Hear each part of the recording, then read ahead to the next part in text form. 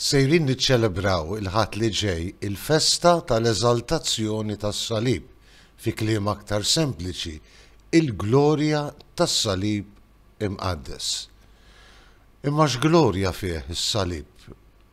Meta s-sinjal tas-salib kien sinjal ikraħ fi żmien Ġesu, sinjal ta' mewta kapitali, ta' pina kapitali, traġika u umiljanti. Fil-każ ta' Ġesu, għaliex nitkellmu mill-glorja, mill-eżaltazzjoni tas-salib? Inselmilkom u nistedinkom għal 251 riflessjoni 3 minuti mal-Patri.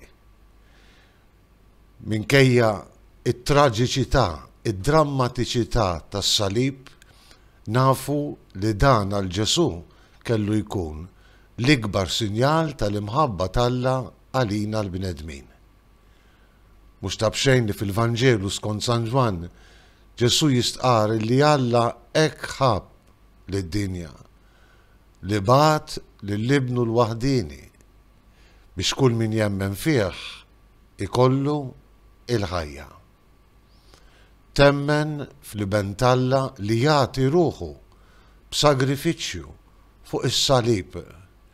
Dik il-mewt drammatika u traġika kellha tkun il-qofol tal-ħajja ta' Ġesu, l-offerta ta' ħajtu ta' dak kollu li kien għal-fidwa tagħna il-bnedmin. Mhux tabxejn li anki f'dan il-Vanġelu sejrin nisimgħu lil Ġesu ifakkarna f'storja li ġrat fl-Antik Testament u japplika għalih.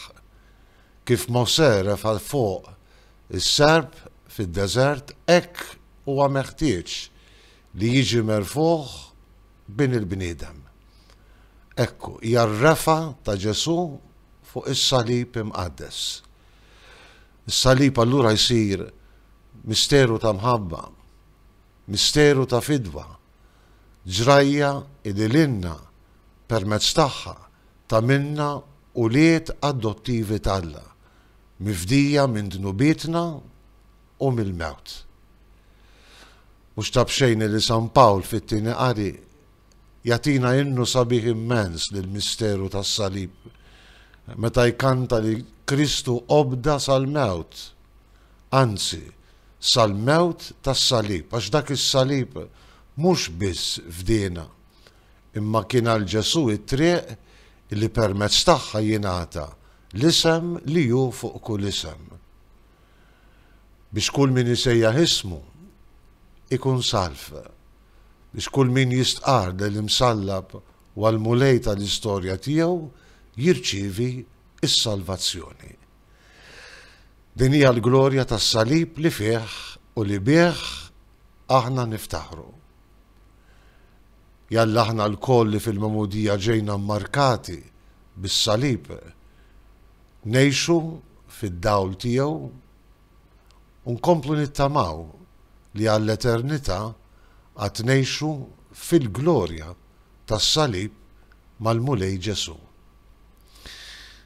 Inselmilkom u l-mulej jagħtikom is-sliem tiegħu.